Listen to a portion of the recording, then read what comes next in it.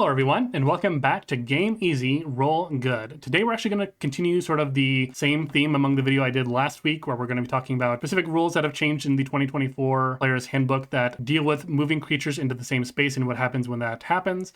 And we're going to be specifically looking at that through the lens of playing a ranged character, whether it's a ranged marshal or a ranged spellcaster that has the ability to move creatures around like that as well. I think there's a really interesting sort of playstyle that has developed because of the changes in those rules, so I really kind of wanted to dig into it, see kind of what the most we can push a creature around is, as well as just kind of look at the different builds that we could reasonably put together and see what our options are for doing that, essentially. If you missed my last video about that, you can go check that out after this one if you want to. We will be doing a brief overview, so you don't need to watch my last video to sort of get what I'm talking about here. Or if you do want to watch that video after you see this one and then kind of check out everything else that I covered in that video, I'll link that down in the description below or in the cards up here, or it's also just the last video I did before this one on my channel page. So with that aside, let's just go ahead and get right into it. So last time on Game Easy Roll Good, we talked about this new highlighted sentence that is in the Player's Handbook in the moving around other creatures section. It says, if you somehow end a turn in the space with another creature, you have the prone condition unless you are tiny or of a larger size than the other creature. If a creature somehow gets pushed into the same space as another creature, because not all push effects and the majority of push effects don't require you to push them into an unoccupied space, when that turn ends, one or more of those creatures will fall prone, assuming that they're either both the same size or that at least one of them is smaller than the other, but also isn't tiny. So while putting that last video together, I realized that this is going to be particularly good for ranged attacking builds, primarily because that they don't want creatures prone on their own turn. You know, ranged attacks have disadvantage against prone creatures, so we don't exactly want the topple mastery, but if we had effect that is basically the topple mastery, but it happens at the end of our turn, then that's actually particularly ideal. In some of my earliest videos for 2024, when I was comparing like the ranged weapons and heavy weapons and light weapons, dual wielding and ranged weapon damage, just based on the weapons with no particular class features or builds, the ranged weapons were suffering quite a bit. I know a lot of people are saying that's perfectly fine. They're glad that that's the way it is in 2024. I still feel bad about it. I think as someone who's both a player and a DM, I know that if the DM wants to hit you, that they can. That's not to say that ranged characters will take more damage than their melee counterparts, but I don't think they're as safe as some people necessarily believe they are. However, in 2024, there is a ranged weapon that does have the push masteries, and that weapon also qualifies for the Great Weapon Master feat. So if we care about damage as well as being able to do all this stuff, we can get the best of both worlds. And whether or not we take the Great Weapon Master feat doesn't really matter.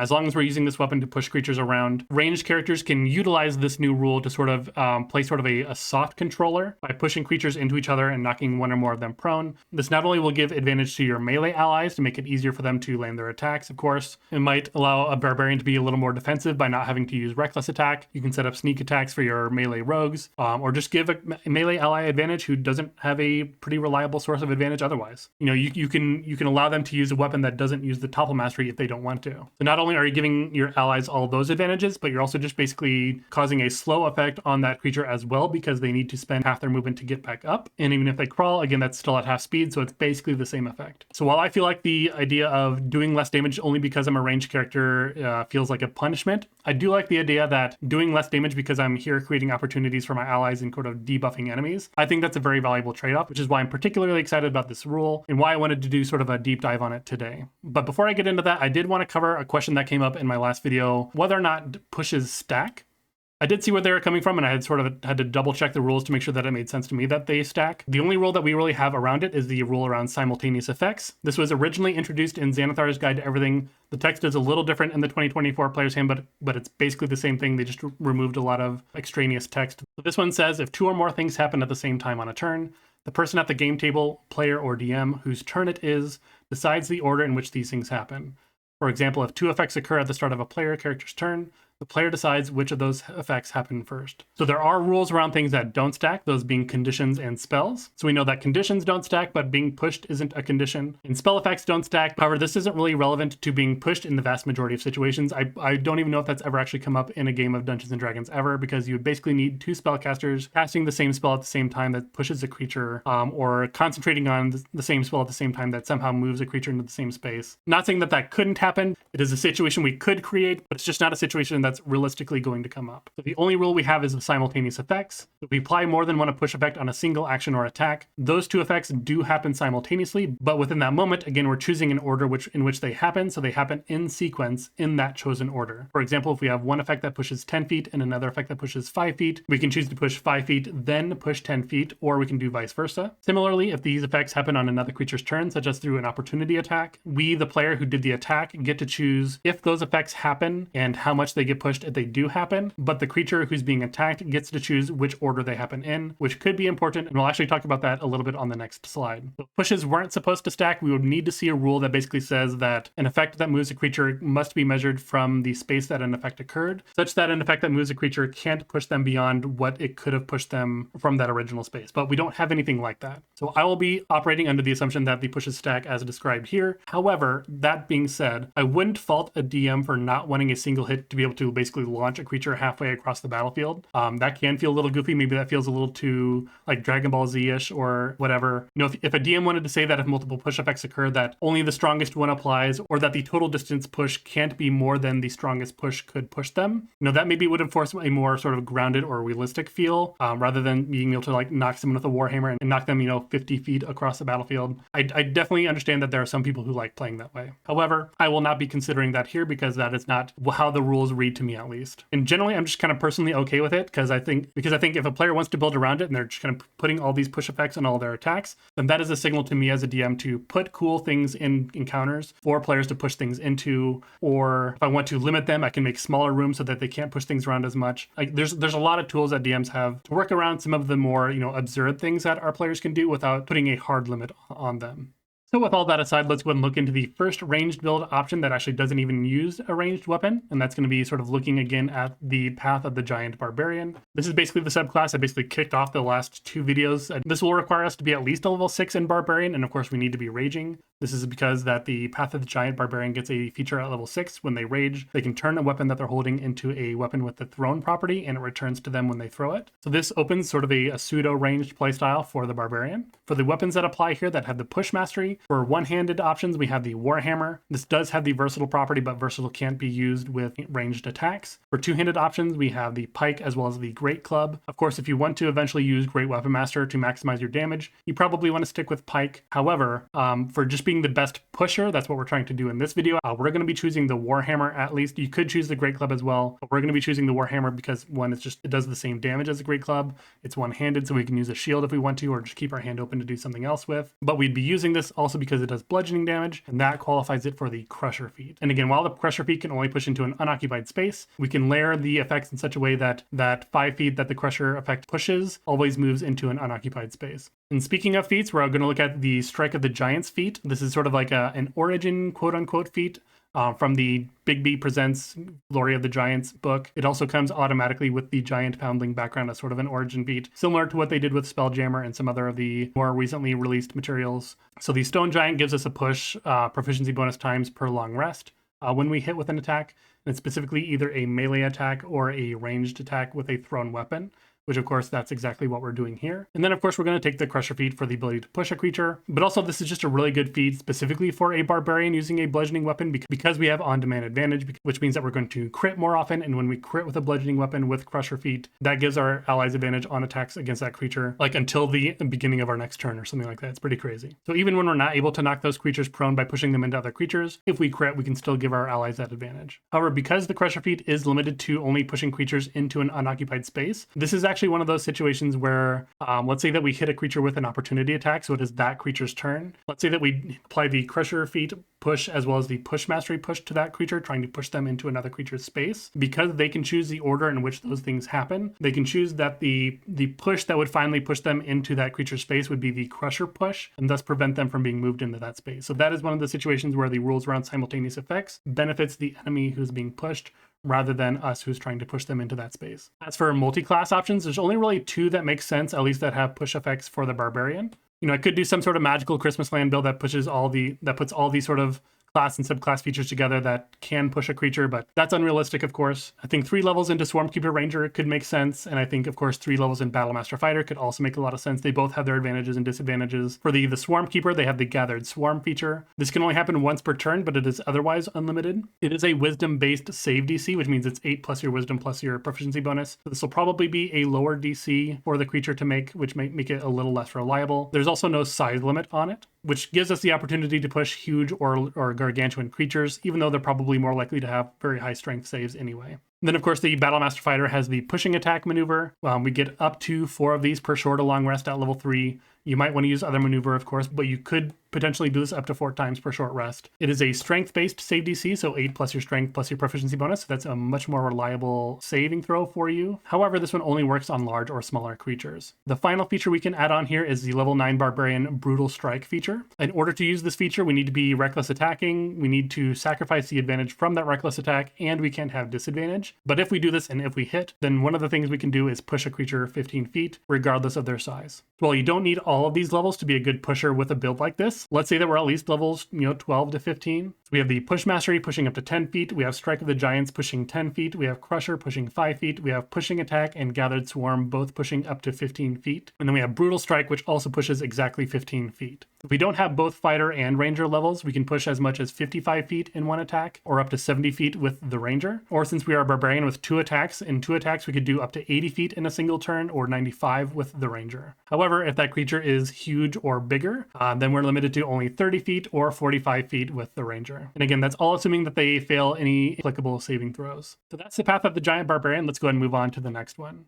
So this next build, I was pretty hesitant about putting it in here because I just think it takes a lot to put it together. Like, it needs a lot of things going for it in order to work. However, whether it's for a one-shot or whatever situation that might come up, sometimes we just get to put the build that we want together. And in that case, if you wanted to do something like this, this is a build that you could put together. It is a pretty well-known framework, at least in the 2024 rules. The premise of it is, of course, using the Valor Bard's extra attack feature that allows us to cast one of our cantrips in place of one of our attacks during the attack action. We combine this with at least 2 levels of Warlock to pick up Eldritch Blast and Repelling Blast. We can use one attack to attack with a weapon, preferably one that has the Push Mastery, and again, we'll talk about that more in a little bit. But then for our second attack, we'll instead cast Eldritch Blast, which has multiple beams and sort of cheating more attacks into that one attack action. This gives us a lot of opportunities to sort of push a lot of individual times per turn. Again, this isn't really breaking any new ground. This is a pretty well-known build within 2024 already. Again, we have to be using the heavy crossbow eventually, at least once we get our weapon mastery. For the applicable feats, I think telekinetic is a good one here. I would say the telekinetic feat is maybe a little bit optional, but again, in the interest of just being the best pusher, having an 18 charisma with a point buy at level 4 not only adds to the save DC of the telekinetic push, but it also just makes us a better bard outside of doing all these things with pushing around. So we'll take it. Another feat that we have to consider because we are a bard warlock multi-class is the weapon mastery or weapon master feat that lets us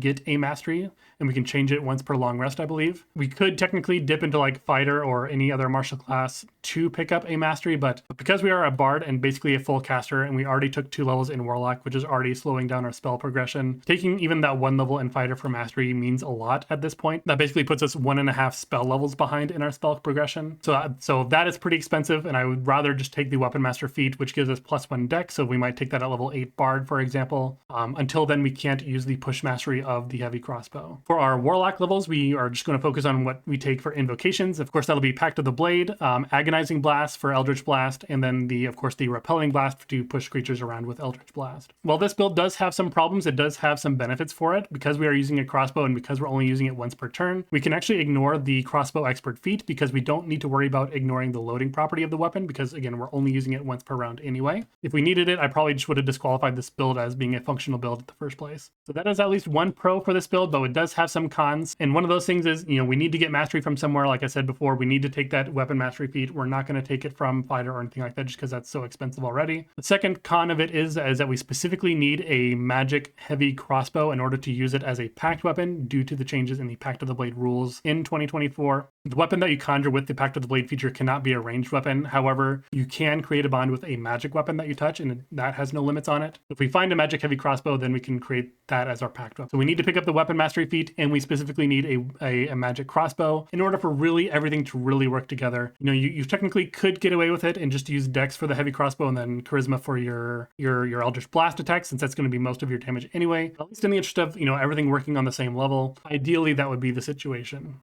So with all that aside, let's look at everything that we can add together at the bottom here. So the push mastery from the heavy crossbow. Again, that can push up to 10 feet. Repelling blast can push up to 10 feet per blast. And then telekinetic can push or pull a creature 5 feet. So how many beams with Eldritch Blast we have will determine how far we can potentially push a creature on our turn. So with 2 blasts from Eldritch Blast, that's 35 feet. 3 blasts gives a 45 feet total, and then 4 blasts, which would require level 17 or higher, be 55 feet total. Again, that's assuming that we hit with all of our attacks, that we choose to push with all of our attacks, and that they fail the strength saving throw on the telekinetic push. You could also forego Pact of the Blade if you're not too worried about using Charisma with your heavy crossbow and pick up something like the Grasp of Hadar from the 2014 rules, where you can pull a creature 10 feet once per turn with Eldritch Blast. That'll give you some more movement options. So that is something else you can consider as well. So to completely work together, this build does require a little bit more. However, I did want to point it out because I thought it was a pretty cool one. That isn't just one of the martial classes using a push weapon. And speaking of martial classes using a push weapon, we're actually going to combine some together in our last look here. So this is our Battlemaster Fighter or Swarmkeeper Ranger. You could really go either way. They're basically going to multi-class into each other, so it just depends on which one you want to focus in. So this at least requires a minimum fighter level of 3 or a minimum ranger level of 3 because they're pretty self-sufficient. Again, we're going to be using the heavy crossbow because we have to. In this situation, we do actually need the crossbow expert feat. However, there's no other required feats here that at least help us push. And again, the features that we're focusing on here for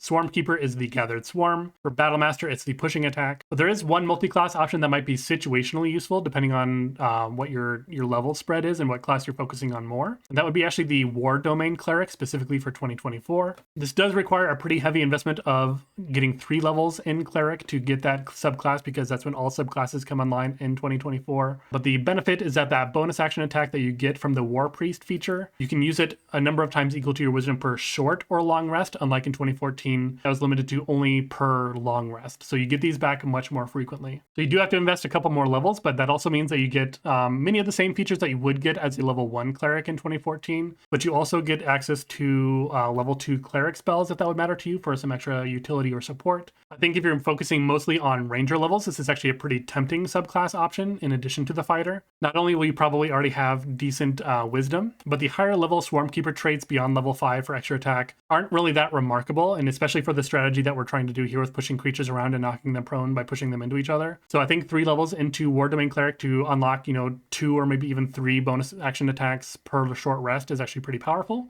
However, if you are going to be focusing more on fighter for the Battlemaster levels, you might need to consider whether or not those 3 levels in War Domain Cleric are going to prevent you from getting level 11 in fighter to unlock your second extra attack. So even though we only have a few ways to push a creature, we do have multiple attacks that we can use, so that gives us pretty interesting totals. So again, push can push up to 10 feet, Gathered Swarm can push up to 15 feet once per turn, and then pushing attack can push up to 15 feet as well. Most of these are for large or smaller, except for Gathered Swarm. So the most that we can push in one single hit is only 40 feet, with extra attack that goes up to 65 feet. And again, that's because we're assuming that we're using pushing attack on each attack. That might be unrealistic in actual practice, but again, just for demonstration purposes, we're looking at what is the most we can do. If we have 3 attacks, and that could be just being a level 11 fighter and 3 levels of ranger, or that could be 5 levels of ranger, 3 levels of cleric, 3 levels of fighter, however you want to mix that up. That will be up to 90 feet in a single turn. Or if we have up to 4 attacks in a single turn, and that would be like a level 11 fighter, 3 ranger, 3 cleric, that could give us a total of 115 feet in a single round. And again, that's using all of our attacks to use the pushing attack with the Battlemaster. And again, that's assuming that we use the push mastery on all of those. That is assuming that the creature is large or smaller, and that is assuming that they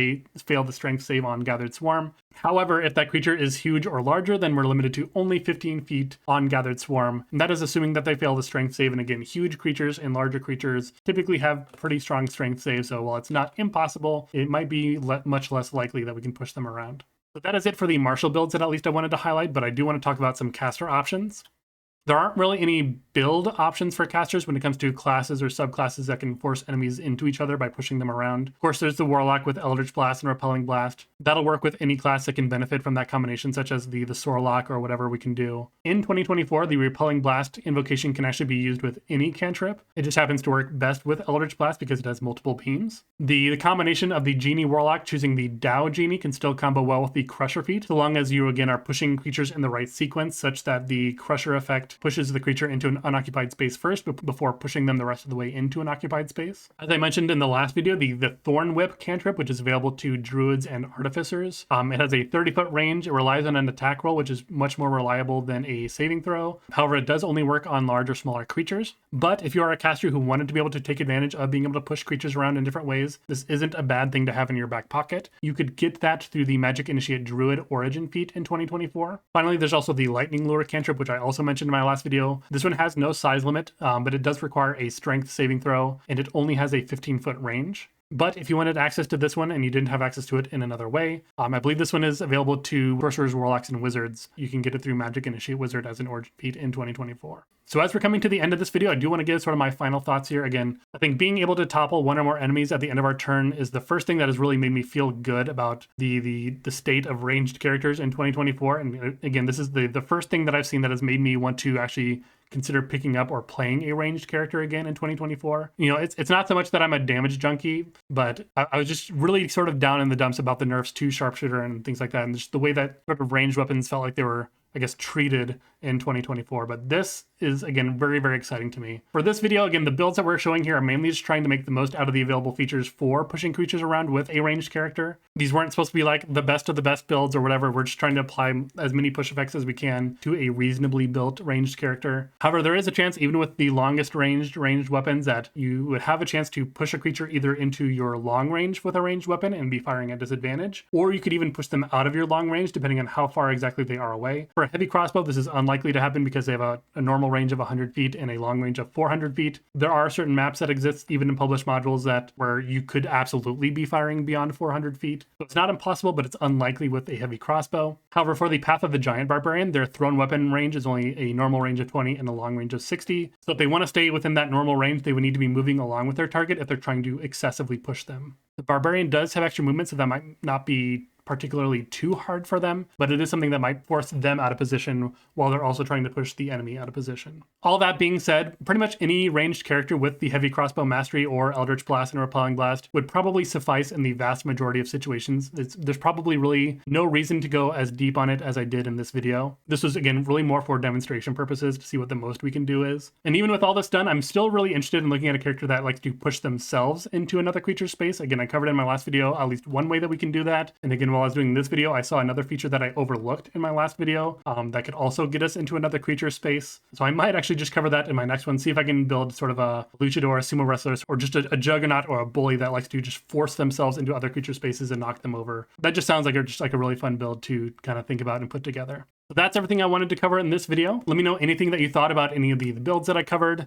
Are there any builds you can think of that would also work that I missed? I know like the fighter example has the ability to have the push mastery at level 9, so you can basically do that with any subclass. You don't need to use the heavy crossbow at that point. So there's probably certainly combinations that I did miss, so if you can think of one, let me know down in the comments below. And again, while you're going down to those comments, please hit that like button. If you are a new viewer or returning viewer to this channel and you like what you saw more and you want to see more from me, please consider hitting that subscribe button and help the channel. I release videos every Wednesday and Sunday, so you always have something to look forward to. I appreciate your time, and I'll see you in the next one.